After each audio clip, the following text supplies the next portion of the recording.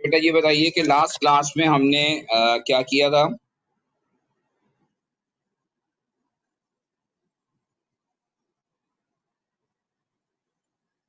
Quickly बताइएगा, last class में हमने क्या किया था।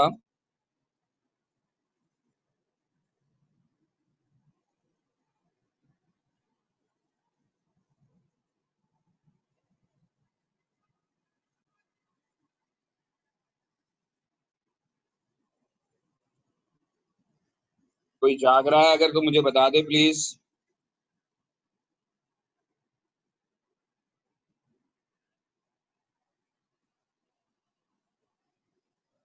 इंडिकेटर स्टार्ट करना होगा। दफा जैसे ही है ना, छोड़ ज्वाइन करके।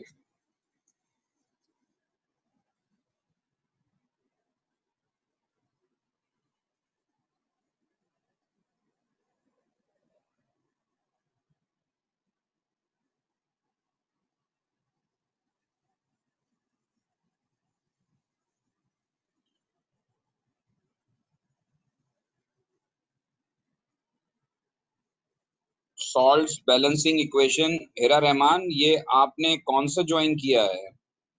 ये A2 की क्लास है या एस का टाइमिंग है?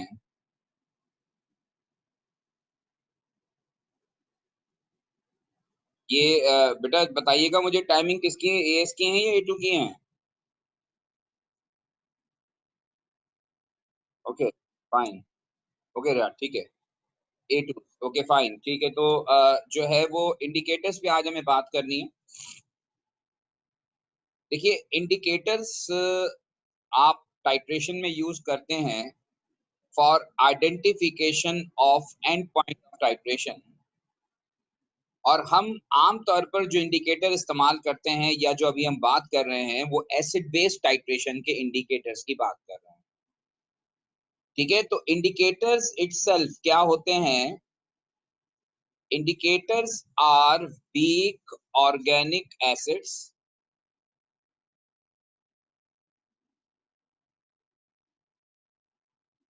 which helps to identify which helps to identify end point of titration by the change in their color.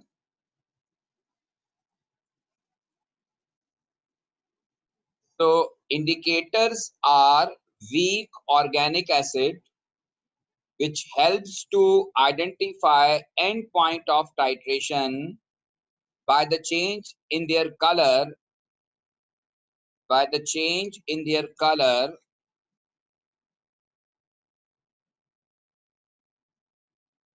at a specific pH value. ये फिलहाल तो आप इस डेफिनेशन को देखें, फिर इस पर और हम बात करेंगे तो ये कॉन्सेप्ट आपको और क्लियर हो। तो इंडिकेटर्स जनरली ये ऑर्गेनिक कंपाउंड होते हैं, they are weak organic acids जो आपको हेल्प आउट करते हैं एंड पॉइंट आइडेंटिफिकेशन में by the change in their colour. और इसमें एक एडिशनल पॉइंट मैंने लिखा है कि एट स्पेसिफिक पीएच वैल्यू।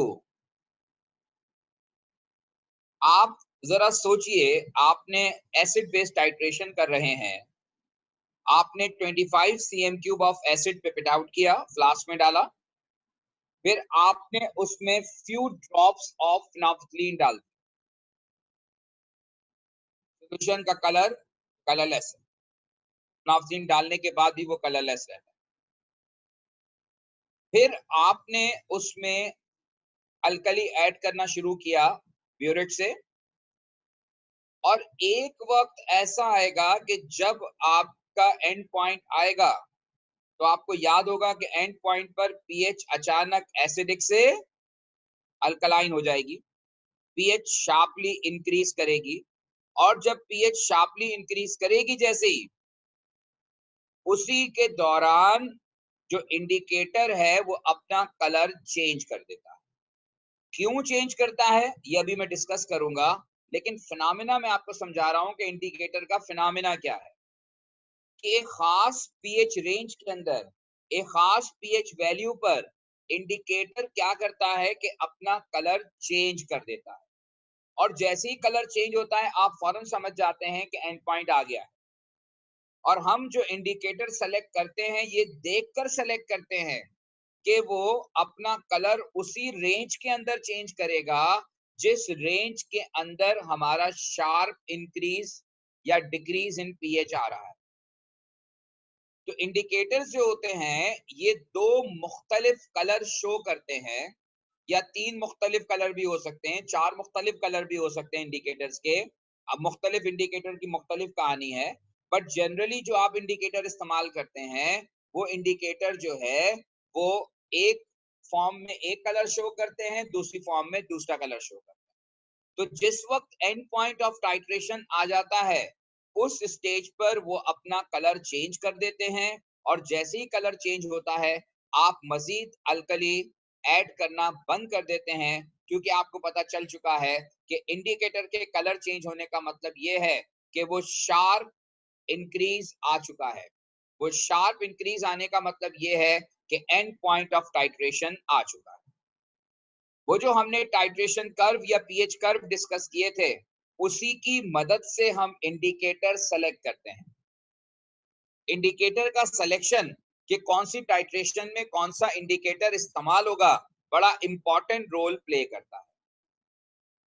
अच्छा, अब मैं आपको थोड़ा सा और इसकी आगे डिटेल बताऊं कि देखिए, जैसे अगर मैं इंडिकेटर को एक सिंबल से रिप्रेजेंट करूं HIN, हर इंडिकेटर का अपना एक फार्मूला होता है, लेकिन चूंकि इंडिकेटर एक कॉम्प्लेक्स ऑर्गेनिक मॉलिक्यूल होते हैं लिहाजा उनका मॉलिक्यूलर फार्मूला या स्ट्रक्चरल फार्मूला काफी कॉम्प्लेक्स होता है। तो बजाय हम पूरा फार्मूला लिखने के हम इंडिकेटर को इस सिंबल से रिप्रेजेंट करते हैं HIN, जहां पर H इसको रिप्रेजेंट करता है कि ये एसिड है और IN इसका कॉन्जुगेट बेस है जो कि एक कॉम्प्लेक्स ऑर्गेनिक आयन होगा। तो उस कॉम्प्लेक्सिटी से बचने के लिए हम सिंप्लीफाइड फॉर्म में इसको HIN लिखते हैं। अच्छा, अब आप सबको पता है कि हर वीक एसिड की एक अपनी pKa या Ka वैल्यू होती है, आपको याद होगा। हर वीक एसिड की एक K वैल्यू होती है जो उसके डिसोसिएशन की एबिलिटी को रिप्रेजेंट करती है। ये जब मैंने Ka का कॉन्सेप्ट आपको करवाया था तो ये बात समझाई थी कि अगर K वैल्यू जितनी ज्यादा होती जाएगी, जितनी K वैल्यू ज्यादा होगी एसिड उतना ही अच्छा एसिड होगा, जल्दी डिसोसिएट हो जाएगा, और जितनी K वैल्यू कम होती जाएगी एसिड उतना ही वीक होता जाएगा और उसका डिसोसिएशन उतना ही कम होता जाएगा। तो ये जो इंडिकेटर्स होते हैं they are very weak organic acid, they have their own pKa और Ka वैल्यू, और ये एक खास pKa वैल्यू पर, एक खास K वैल्यू पर डिसोसिएट होते हैं। एक खास K वैल्यू पर इनके अंदर इक्विलिब्रियम एस्टैब्लिश होता है। जिस तरह वीक एसिड बिहेव करते हैं इसी तरह से इंडिकेटर्स बिहेव करते हैं, लेकिन हर इंडिकेटर की एक स्पेसिफिक रेंज होती है, एक स्पेसिफिक K वैल्यू होती है जो अपने K वैल्यू के हिसाब से डिसोसिएट होता है। दूसरी इंपॉर्टेंट बात यह है कि जब ये वीक एसिड डिसोसिएट होगा it will form H positive and IN negative. तो ये H पॉजिटिव रिलीज हो गया, IN नेगेटिव बन गया, ये कॉन्जुगेट बेस है जो कि कॉम्प्लेक्स ऑर्गेनिक आयन है। अब इंडिकेटर की प्रॉपर्टी क्या होती है? देखिए, ये इंडिकेटर की कौन सी फॉर्म है? This is undissociated form of acid या इंडिकेटर, और ये इंडिकेटर की डिसोसिएटेड फॉर्म है। अब इंटरेस्टिंग बात यह है कि जो इंडिकेटर्स होते हैं, जैसे मैंने आपको कहा कि हर इंडिकेटर की अपनी Ka वैल्यू होती है और हर इंडिकेटर एक खास pH वैल्यू पर डिसोसिएट होता है, एक खास pK वैल्यू पर वो डिसोसिएट होता है। लेकिन उसका इंपॉर्टेंट एस्पेक्ट ये है कि जो इंडिकेटर्स होते हैं they will show two different colours, they will show two different colors before and after dissociation. They will show two different colors before and after dissociation.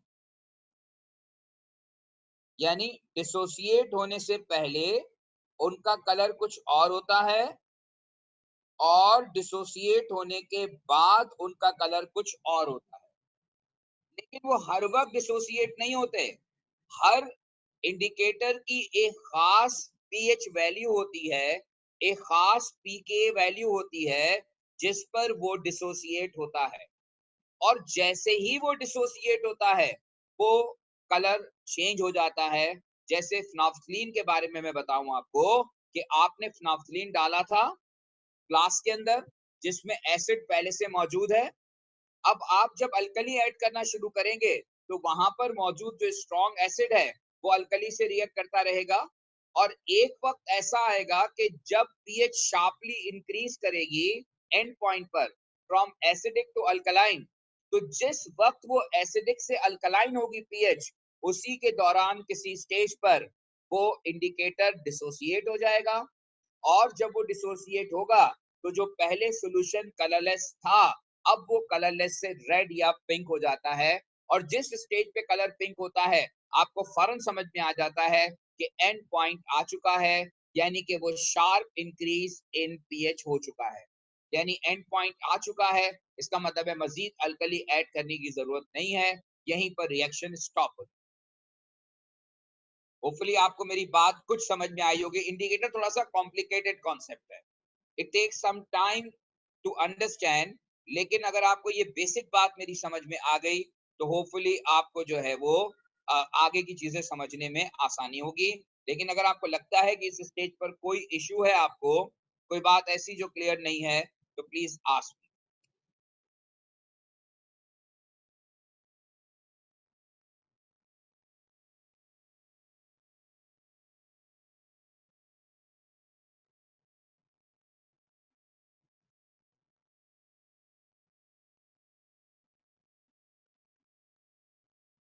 Okay जी, तो कोई क्वेश्चन आपका नहीं है, बहुत अच्छी बात है।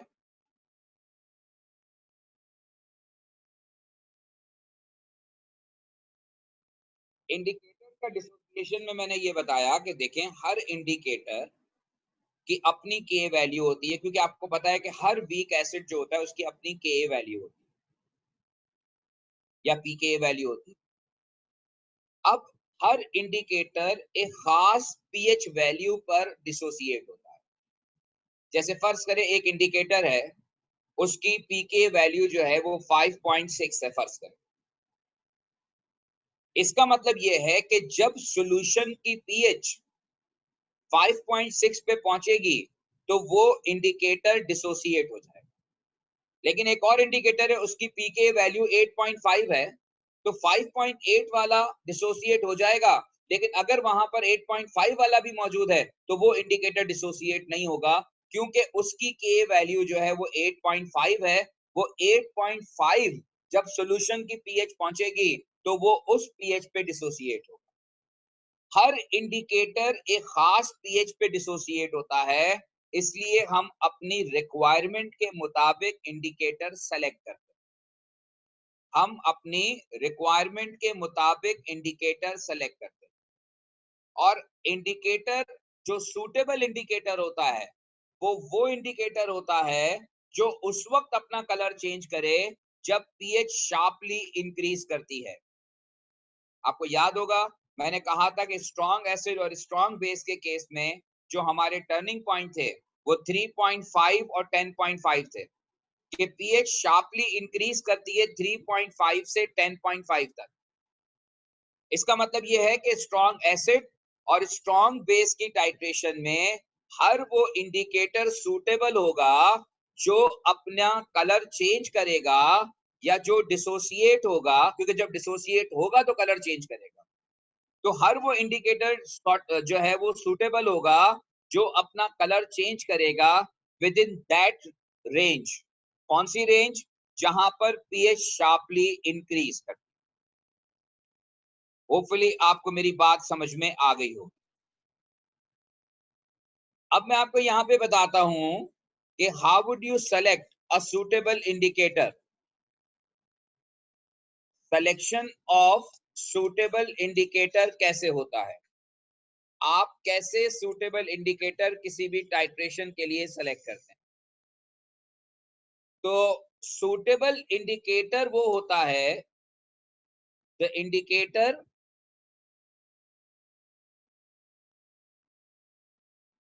which dissociates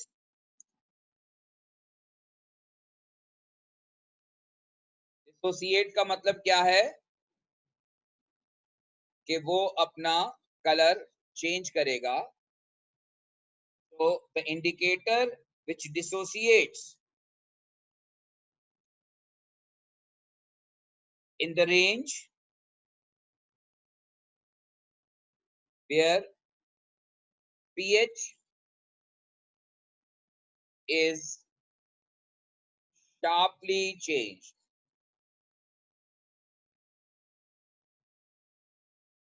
Where pH is sharply changed.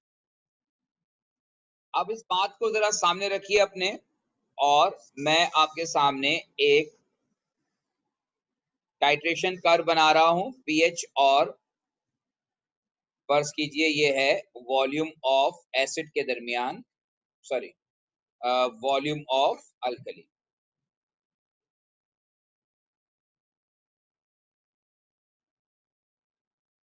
हम यहाँ पर वॉल्यूम ऑफ अल्कली ऐड कर रहे हैं, ठीक है। अच्छा, आपको अब फर्ज कीजिए कि ये टाइट्रेशन जो है ये strong base versus strong acid की टाइट्रेशन है। स्ट्रॉन्ग एसिड के केस में आपको याद होगा कि पीएच 0 और 1 के दरमियान शुरू होती है, 3.5 पे टर्निंग पॉइंट आता है और 10.5 पर एक और टर्निंग पॉइंट आता है। अब ये वो रीजन है, इस रीजन को मैं हाईलाइट कर रहा हूं।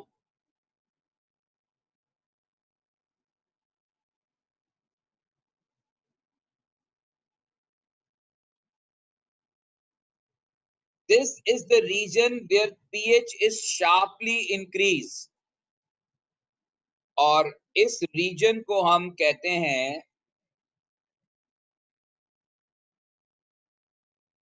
Range of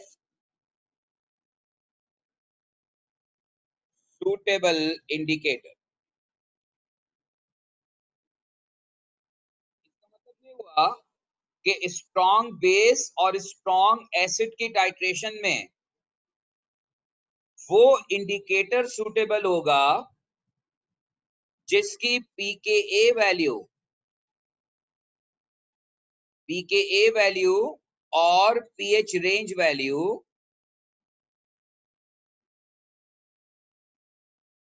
is in between 4 to 10। यानी हर वो इंडिकेटर जिसकी पीके वैल्यू 4 से लेकर 10 के दरमियान होगी, वो अपना कलर इस रेंज में चेंज कर देगा। मैंने 4 क्यों लिया? क्योंकि मैंने आपको कहा था कि 3.5 तो अराउंड है ना, तो 3.5 से, यानी 3.5 से पीएच शार्पली चेंज होकर 10.5 हो गई।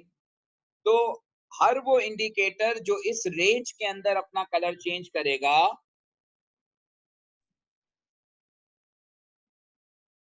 ये मैं ऑलरेडी आपको बता चुका हूं पहले जब मैंने वीक एसिड करवाया था। मैंने कहा था आपको कि पीएच और पीकेए जो है वो एक ही चीज होती है। पीकेए वैल्यू जब आप सॉल्यूशन के अंदर ऐड करना शुरू करते हैं, तो हर एसिड की जो पीके वैल्यू होती है वो एक्चुअली उसकी वो पीएच होती है जहां पर जाकर वो एसिड डिसोसिएट होता है। अगर आपको ये बात याद नहीं है तो मैं रिपीट कर रहा हूं कि ये जो पीके वैल्यू होती है ये एक्चुअली वो पीएच वैल्यू होती है जहां पर वो एसिड डिसोसिएट करेगा। जैसे आपको याद होगा हमने लिखा था कि एक डाइप्रोटिक एसिड है, उसका पहला प्रोटॉन निकलता है pKa 2.0 पर और दूसरा प्रोटॉन रिलीज होता है pKa 5 पर। तो pKa 2 का मतलब ये है कि जब pH 2 होगी तो वो डिसोसिएट होगा उसका पहला प्रोटॉन, और pKa 5 का मतलब ये है कि सेकंड प्रोटॉन उस वक्त रिलीज होगा जब pH 5 हो। होपफुली वरीशा आपको बात समझ में आ गई होगी।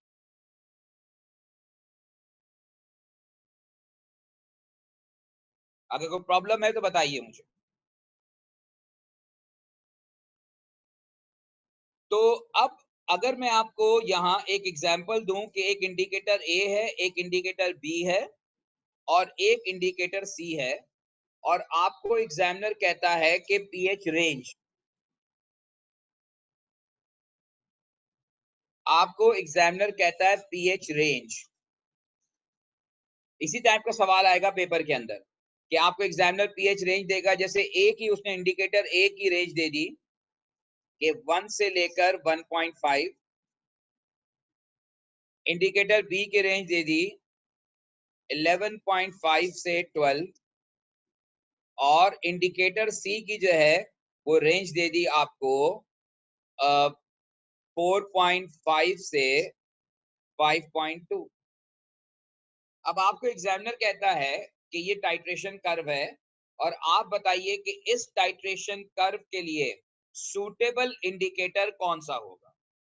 अच्छा, अब आप पहले ए को देखें, ए की पीएच रेंज या पीके वैल्यू, मैंने आपसे कहा कि पीके वैल्यू और पीएच आपस में रिलेटेड है। पीके वैल्यू रिप्रेजेंट करती है उस पीएच वैल्यू को जिस पर वो एसिड डिसोसिएट होगा। अब अगर एक एसिड है उसकी पीएच रेंज 1 से 1.5 है, इसका मतलब ये हुआ कि जब मिक्सचर की पीएच 1 और 1.5 के दरमियान होगी तो वो अपना कलर चेंज करेगा। अब आप मुझे बताइए कि अगर मैं इंडिकेटर ए को सूटेबल इंडिकेटर सेलेक्ट करता हूं तो ए जो है वो 1 और 1.5 के दरमियान डिसोसिएट हो जाएगा, यानी कि जब सॉल्यूशन की पीएच जो है वो 1 और 1.5 के दरमियान होगी तो ये डिसोसिएट हो चुका होगा, यानी कलर चेंज कर चुका होगा। इसका मतलब ये है कि इंडिकेटर ए अपना कलर चेंज करेगा 1.1 और 1.5 के दरमियान, जो कि हमारा एंड पॉइंट अभी नहीं आया। हमारा एंड पॉइंट आ रहा है जहां पर पीएच शार्पली इंक्रीज हो रही है, और वो पीएच शार्पली इंक्रीज हो रही है 3.5 के अराउंड। इसका मतलब ये है कि वो इंडिकेटर जो अपना कलर 1 से 1.5 में चेंज करेगा वो इंडिकेटर सूटेबल इंडिकेटर नहीं होगा। ये बात समझ में आई, एब्जॉर्ब हुई है वाली बात? क्योंकि वो इंडिकेटर जो है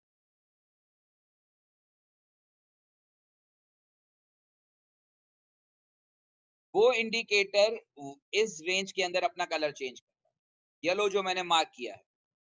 अब इस रीजन के अंदर जब वो अपना कलर चेंज कर रहा है तो येलो रीजन वाला भी हमारा एंड पॉइंट नहीं है। हमारा एंड पॉइंट जो आया है जहां पे पीएच शार्पली इंक्रीज हो रही है। इसका मतलब ये हुआ कि अगर मैं ए को इंडिकेटर सेलेक्ट कर लूं तो ए अपना कलर 1 और 1.5 के दरमियान ही चेंज कर देगा, यानी कि ए अपना कलर चेंज कर देगा। मैं यहां पर लिख रहा हूं कि ए अपना कलर चेंज कर देगा before end point, before achieving and point ये अपना कलर चेंज कर देगा। इसका मतलब ये है कि A is not suitable for this titration. A is not suitable for this titration because the color change range, the pK value of A is in between 1 and 1.5. That clearly indicates that indicator A will change its color in between 1 to 1.5, which is before the end point. ये जो 1 और 1.5 की pH है वो and point से पहले है, क्योंकि एंड पॉइंट जो आ रहा है वो आ रहा है जब पीएच 3.5 से शार्पली इंक्रीज हो रही है 10.5। इसका मतलब ये कि एवरी इंडिकेटर जिसकी रेंज इस रेंज के अंदर होगी, जिसकी पीके वैल्यू इस रेंज के अंदर होगी, वो तो सूटेबल इंडिकेटर होगा, लेकिन इसके अलावा कोई और सूटेबल नहीं होगा। मैं यहीं रुक रहा हूं, अगर आपको कोई सवाल करना है तो पहले कर लीजिए, फिर मैं बात को आगे बढ़ाऊंगा। थोड़ा सा मैंने आपको पहले भी कहा कि थोड़ा सा कॉन्सेप्ट कॉम्प्लिकेटेड है, बट वंस यू अंडरस्टैंड फिर आपको क्वेश्चन करने में कोई प्रॉब्लम नहीं होगा। लेकिन इनिशियली ये थोड़ा मुश्किल काम है इसको अंडरस्टैंड करना, और खास तौर पे ये ऑनलाइन क्लासेस में समझाना और उसको विजुलाइज कराना थोड़ा सा मुश्किल काम है। होपफुली मैंने अपनी बात कन्वे कर दी है कि सूटेबल इंडिकेटर वो होता है जो अपना कलर चेंज करता है, जो डिसोसिएट होता है, जिसकी पीके वैल्यू जो है उस रेंज के अंदर होती है जहां पर कोई भी इंडिकेटर अपना कलर शार्पली सॉरी जहां पर कोई भी इंडिकेटर की पीएच शार्पली इंक्रीज हो। अब आ जाइए आप इंडिकेटर बी पर।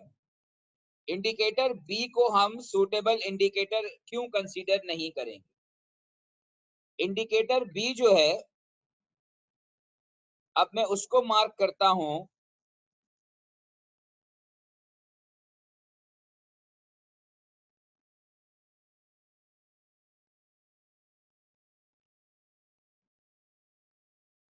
This is the reason. ये इंडिकेटर बी का रीजन है। इंडिकेटर बी जो है वो इस रीजन में अपना कलर चेंज कर रहा है 11.5 टू 12।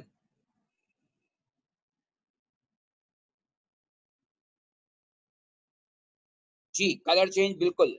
कलर चेंज उस वक्त होगा जब वो इंडिकेटर डिसोसिएट होगा, और वो इंडिकेटर जो डिसोसिएट होगा वो एक खास पीएच पे डिसोसिएट होगा, और जब तक वो पीएच सॉल्यूशन के अंदर नहीं आएगी तब तक इंडिकेटर डिसोसिएट नहीं करेगा। आ रही बात समझ में? तो अब इसका मतलब ये है कि again this indicator is not suitable, and why it is not suitable? Because this indicator is changing its color after the end. Indicator जी, हाँ कंफ्यूजिंग बताइए बेटा, या तो अपना माइक ऑन करके मुझे बताइए। डेफिनेटली कंफ्यूजिंग है, मैंने तो आपको पहले ही कहा था कि आपका ये टॉपिक जो है, ये टॉपिक है थोड़ा मुश्किल टॉपिक है, लेकिन आप मुझे बताएंगे जब तो हम उसको दोबारा रिपीट कर लेंगे और फिर उसको और क्लियर करने की कोशिश करेंगे। तो मैं सर रिपीट कर देता हूँ बात को। मैंने आपसे ये कहा कि सूटेबल इंडिकेटर वो होता है जिसकी पीएच रेंज या पीके वैल्यू लाए करेगी उस रीजन के अंदर जहां पर हमारी पीएच शार्पली इंक्रीज हो रही है या शार्पली डिक्रीज हो रही है। जहां पीएच शार्पली चेंज होती है वो सारे इंडिकेटर सूटेबल इंडिकेटर होते हैं जो उस पर्टिकुलर रीजन में अपना कलर चेंज करते हैं। अब जैसे मैंने कहा कि एक इंडिकेटर है जो कि 11.5 से 12 के दरमियान अपना कलर चेंज करता है। अब अगर फर्क करे कि मैं इस इंडिकेटर को इस्तेमाल करता हूं तो क्या प्रॉब्लम होगा? प्रॉब्लम ये होगा कि ये वाली जो पीएच है 11.5, ये एंड पॉइंट आने के बाद अचीव होगी, क्योंकि आपको पता है कि पीएच शार्पली इंक्रीज हो रही है 3.5 से 10.5 पर, और फिर जब आप मजीद अल्कली ऐड करेंगे तो फिर मजीद अल्कली ऐड करने पे पीएच आपको 11.5 मिलेगी। इसका मतलब ये हुआ कि आपका एंड पॉइंट गुजर चुका है, और आप जो इंडिकेटर इस्तेमाल कर रहे हैं वो अपना कलर चेंज तो देगा लेकिन एंड पॉइंट गुजरने के बाद देगा। लिहाजा वो इंडिकेटर सूटेबल इंडिकेटर कंसीडर नहीं होगा, क्योंकि वो अपना कलर चेंज इस पिंक रीजन में कर रहा है, और पिंक रीजन जो आ रहा है वो आफ्टर एंड पॉइंट आ रहा है। एंड पॉइंट वाला पॉइंट आपका ये है,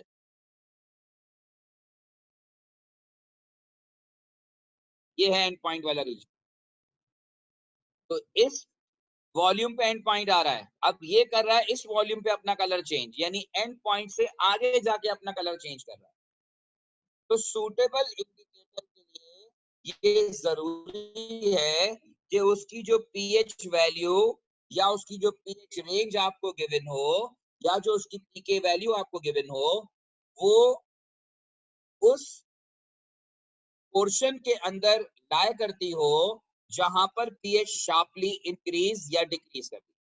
now C is considered to be a suitable indicator और सी को मैंने सूटेबल इंडिकेटर क्यों कहा है कि सी अपना कलर चेंज कर रहा है 4.5 से 5.2 के दरमियान, और ये 4.5 और 5 है, ये इसी रीजन के अंदर लाई कर रही है। आप देखें, ये जो आपका ब्लू रीजन है, इस रीजन के अंदर ये पीएच लाई कर रही है। यानी जैसे ही 3.5 से पीएच शार्पली इंक्रीज होगी 10.5, तो जैसे ही 10.5 तक पहुंचेगी वैसे ही कलर चेंज हो चुका हो, क्योंकि वो इंडिकेटर 4.5 पे अपना कलर चेंज कर चुका होगा, वो डिसोसिएट हो चुका होगा। तो आप उसी वक्त मजीद अल्कली ऐड करना रोक देंगे क्योंकि कलर चेंज आ चुका है। इसका मतलब ये हुआ कि वो शार्प इंक्रीज वाला पॉइंट आ चुका। आपको मेरी बात कुछ समझ में आई होगी। मैं कुछ और एग्जांपल्स भी अभी आपको करवाता हूं, लेकिन अगर इस एग्जाम्पल में आपको कोई कंफ्यूजन है तो पहले इस पे बात कर लें ताकि ये कंफ्यूजन क्लियर हो जाए। तो बहरहाल इस टाइट्रेशन में ये हमारा सूटेबल इंडिकेटर है, और इसको हमने सूटेबल इंडिकेटर इसलिए कहा क्योंकि ये जो पीएच, इसका जो कलर चेंज हो रहा है, ये 4.5 से 5.2 के दरमियान होता है, which lie in the straight portion of the curve। ये straight portion of the curve वो होता है जहां पर पीएच जो है वो शार्पली इंक्रीज होता है। ओके, गुड गुड, समझ में आ गया तो बहुत अच्छी बात है। स्टिल अगर कोई कंफ्यूजन है तो आप मुझे बताइए ताकि हम इसको और क्लियर करें। और अभी मैं आपको एक और एग्जांपल दूंगा जो कि वीक एसिड और स्ट्रॉन्ग बेस के लिए होगी, और फिर हम उसमें देखेंगे कि वहां पे कौन सा इंडिकेटर सूटेबल हो।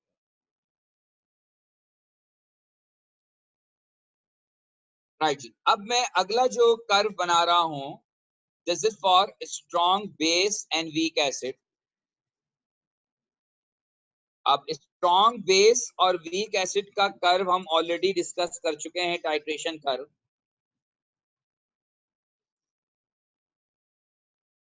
उसी तरह से वॉल्यूम ऑफ अल्कली एडेड है और पीएच के दरमियान ग्राफ है, लेकिन एसिड वीक है। आपको पता है कि वीक एसिड के केस में जो पीएच होती है वो अगर आपको मालूम नहीं है तो फिर मिनिमम पीएच जो है वो आप 2.5 और 3 रखेंगे, यानी स्टार्टिंग पीएच। और ये स्टार्टिंग पीएच से फिर कर्व जाएगा अप टू 6, और फिर ये 6 से शार्पली इंक्रीज करेगा अप टू 10.5। और ये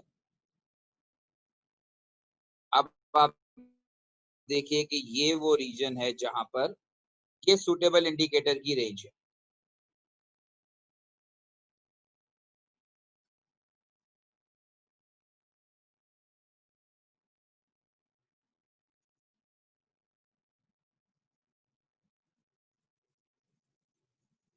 अब ये सूटेबल इंडिकेटर की जो रेंज आ रही है वो ये वाली। क्यों?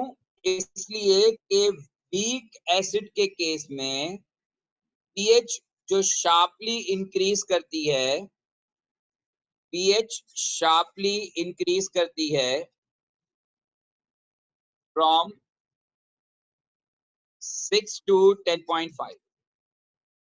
इसका मतलब ये है कि वीक एसिड में जो सूटेबल रेंज होगी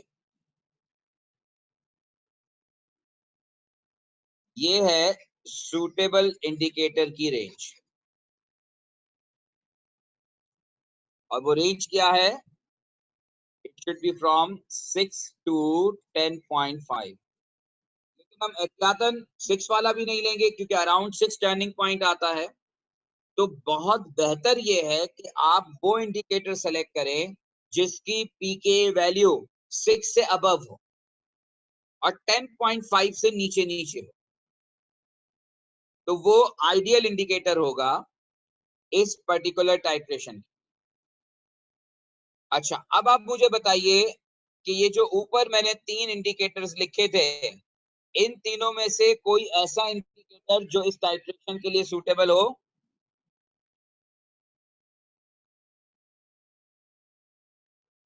सर बुक में टर्निंग पॉइंट 7.5 क्यों लिखा है? मुझे नहीं पता बेटा क्यों लिखा है। मैं कुछ भी नहीं कह सकता बुक में क्या लिखा हुआ है, लेकिन जो मैं आपको बता रहा हूँ ऑथेंटिक बात है।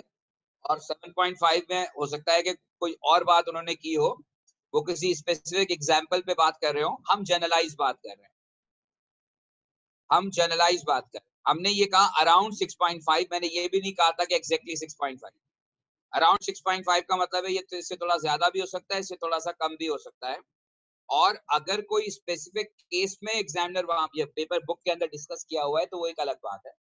बट इन जनरल जब आप ड्रॉ करेंगे तो एग्जामिनर जो है उसके लिए 7.5 आपने ड्रॉ नहीं करना, आपने 6.5 की रेंज ही रखनी है, यानी कि अराउंड 6। ये जो है वो अराउंड 6 है और ये अराउंड 10.5। अब मेरा सवाल आपसे ये है कि क्या इस टाइट्रेशन में इंडिकेटर ए सूटेबल है या नहीं है? यस और नो, आंसर कीजिए। इंडिकेटर ए की रेंज आपके सामने है। आंसर आया है no, इसका मतलब तुम्हारी समझ में बात आ गई है। तो इंडिकेटर जो है इसलिए सूटेबल नहीं है बिकॉज इसकी पीएच रेंज 1 से 1.5 है और ये 1 से 1.5 अचीव हो जाएगी बिफोर एंड पॉइंट। पुरानी वाली कहानी कि ये इंडिकेटर सुटेबल नहीं है बिकॉज ये अपना कलर चेंज करता है 1 से 1.5 के दरमियान। दैट मींस कि इस टाइट्रेशन में अगर आप इंडिकेटर ए इस्तेमाल करेंगे तो कलर चेंज जो है वो बिफोर एंड पॉइंट हो चुका होगा। आप समझेंगे एंड पॉइंट आ गया, लेकिन एंड पॉइंट आया नहीं होगा क्योंकि आपके इंडिकेटर का सिलेक्शन गलत है। ठीक है जी। अब आ जाइए कि इंडिकेटर बी जो है वो सूटेबल है या नहीं है। अगेन आंसर आया है कि नो। जैनब की तरफ से ये आंसर आया है, बिल्कुल ठीक बात है। इसकी वजह यह है कि ऐसा इंडिकेटर जो कि 11.5 पे अपना कलर चेंज करेगा, एग्जैक्टली वही वाली कहानी यहाँ पर आ जाएगी कि ये वाला ये इंडिकेटर भी सही नहीं होगा। What about C? What about C? Again C भी नहीं है। इसकी वजह यह है कि ये 4.5 से 5.2 पे अपना कलर चेंज कर रहा है, जबकि हमारा जो टर्निंग पॉइंट आ रहा है इट इज अराउंड 6 एंड 6.5। तो जब turning point is around 6 and 6.5 और ये अपना कलर चेंज कर चुका होगा 4.5 से 5.2 के दरमियान, यानी कि ये बिफोर टर्निंग पॉइंट अपना कलर चेंज कर चुका होगा। That means before end point ये अपना कलर चेंज कर चुका होगा, तो it is not considered to be a suitable indicator. इसका मतलब ये है कि इस पर्टिकुलर टाइट्रेशन में जो हमें इंडिकेटर्स गिवन हैं उनमें से कोई भी इंडिकेटर सूटेबल इंडिकेटर की एग्जांपल में नहीं आता। अब यहाँ पर जो सूटेबल इंडिकेटर होगा वो इंडिकेटर होगा जिसकी पीके वैल्यू 7 और 10 के दरमियान हो, क्योंकि 6 के बाद ये रेंज आपको पता है 6.5 होती है। तो इवन अगर 6.5 के बाद वाला भी आप कंसीडर करेंगे तो वो भी आप ले सकते हैं सुटेबल इंडिकेटर के तौर पे। लेकिन जो बेस्ट इंडिकेटर होगा वो होगा जो कि लाई करेगा 7 और 10 के दरमियान।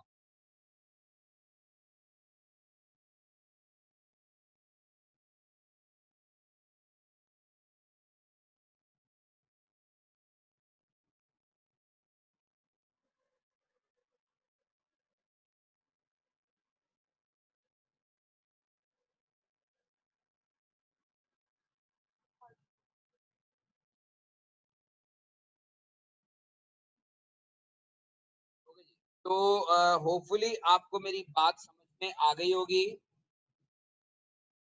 और ये इंडिकेटर वाला जो मामला है वो काफी हद तक क्लियर हो गया होगा। अब मैं एक और एग्जांपल ले रहा हूं और ये एग्जाम्पल जो है वो हम स्ट्रॉन्ग एसिड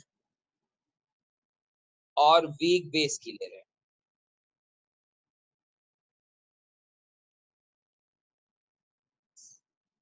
अब स्ट्रॉन्ग एसिड और वीक बेस में again pH,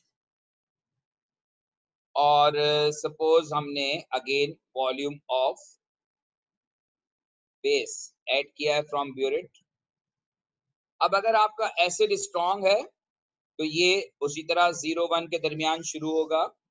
first turning point is around 3.5 और ये 3.5 से जाएगा। वीक बेस की वजह से इसका टर्निंग पॉइंट आएगा around 8। This is a titration curve obtain whenever it is plotted in between strong acid and weak base। अब यहाँ स्ट्रॉन्ग एसिड और वीक बेस के केस में अगर मैं इंडिकेटर लेता हूं, एक इंडिकेटर ए है सपोज, और उसकी पीके वैल्यू आपको गिवन है, और वो गिवन है 2.5 से 3.5। एक इंडिकेटर है उसकी वैल्यू आपको गिवन है 9.2 से 10, और एक इंडिकेटर है जिसकी पीके वैल्यू आपको गिवन है 5.6 से 6.3। अब ये तीन इंडिकेटर्स मैंने पीके वैल्यूज के साथ लिखे हैं। आपको इनमें से सूटेबल इंडिकेटर जो है वो सेलेक्ट करना।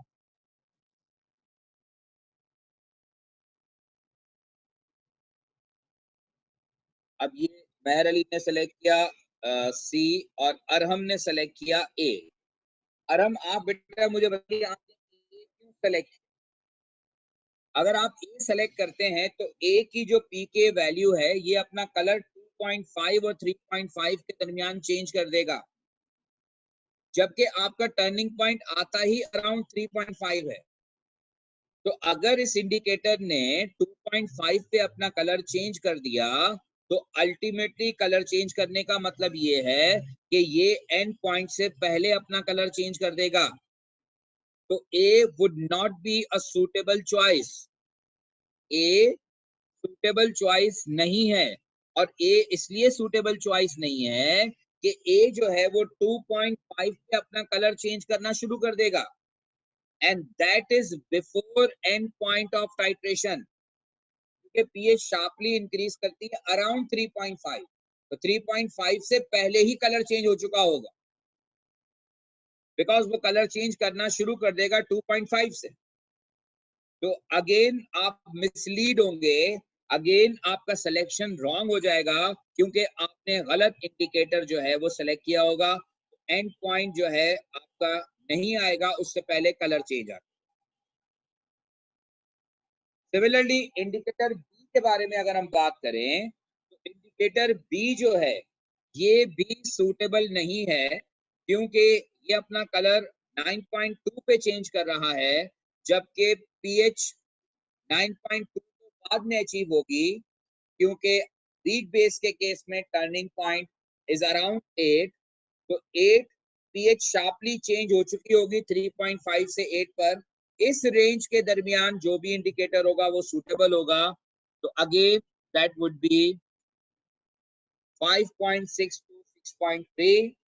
This is considered to be a suitable indicator for this titration, ताकि आपका जो कलर चेंज आए इसी रेंज के अंदर है, क्योंकि ये 5.6 पे अपना कलर चेंज करना शुरू करेगा, और 5.6 से आपकी पीएच जो चेंज हो रही है 3.5 से 8 तक जा रही है, तो उसी के दौरान ये अपना कलर चेंज कर चुका होगा। इसका मतलब ये है कि ये हमारे उस पोर्शन के अंदर लाई कर रहा है,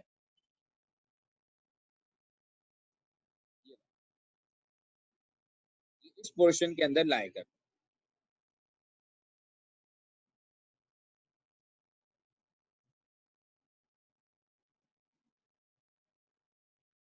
this is the correct way to represent और to show suitable indicator range, और इससे आपको सिलेक्शन ऑफ इंडिकेटर में पता चलेगा। And there are number of question in the past paper जो कि सूटेबल इंडिकेटर के हवाले से आए हुए हैं। अगर आप जो है वो क्वेश्चंस ट्राई करेंगे, आप देखेंगे इसी टाइप के क्वेश्चंस हैं जो मैंने आपको प्रैक्टिस करवाई है। उसमें आपको एग्जामिनर ये बताता है कि जो है वो कौन कौन से इंडिकेटर हैं, इनकी रेंज क्या है, और या तो वो टाइट्रेशन कर्व बनवाता है पहले और फिर इंडिकेटर रेंज देता है, या फिर बल्कि जो मैंने लास्ट क्लास में आपको जो पास्ट पेपर के क्वेश्चंस करवाए थे, जून 14 वाला पेपर जो था, उसका लास्ट पार्ट हमने नहीं किया था। वो पार्ट इसी इंडिकेटर, सूटेबल इंडिकेटर से रिलेटेड है, तो उसको आप देखिएगा। और इसके अलावा उसी का जून 14 का जो 43 है, उस क्वेश्चन को भी मैंने कल रिकमेंड किया था कि आप उसको सॉल्व करेंगे, और उसमें भी जो लास्ट पार्ट है वो इसी टाइप का क्वेश्चन। तो जो टाइप ऑफ क्वेश्चंस हैं वो आप जो है अटेम्प्ट करना शुरू करें, और फिर उसमें आपको जो भी प्रॉब्लम होगा तो वो इंशाल्लाह हम उसको फिर डिस्कस करेंगे क्लास में, और उसको फर्दर जो है वो उस पर अगर कोई आपको प्रॉब्लम हो बुक से पढ़ें, और फर्दर कोई प्रॉब्लम हो तो मुझे बताएं। ठीक है जी। तो this is all about indicator and what type of question we have in the past paper. इससे रिलेटेड मैंने आपसे बात की। अगर आपका कोई क्वेश्चन है, कोई क्यूरी है, कोई बात समझ में नहीं आई है, तो अब आप पूछ सकते हैं।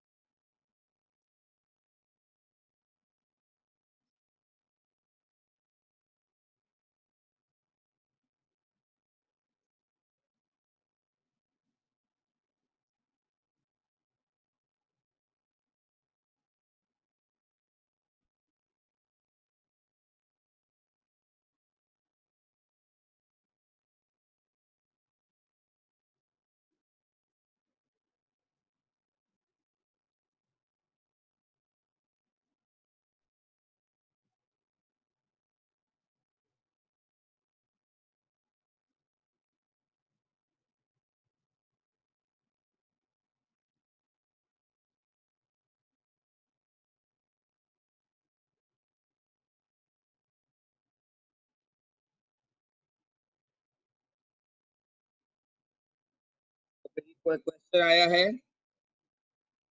ओके, तो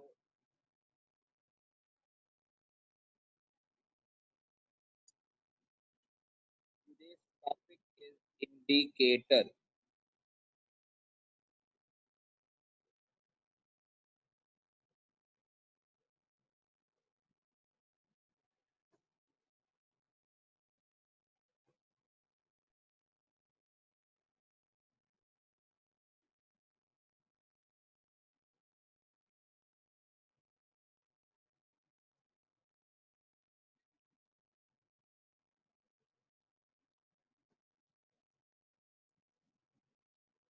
ओके जी, तो होपफुली आपको ये बात समझ में आ गई होगी, और अगर कोई क्वेश्चन नहीं है तो फिर इंशाल्लाह मजीद बात करेंगे कल की क्लास में।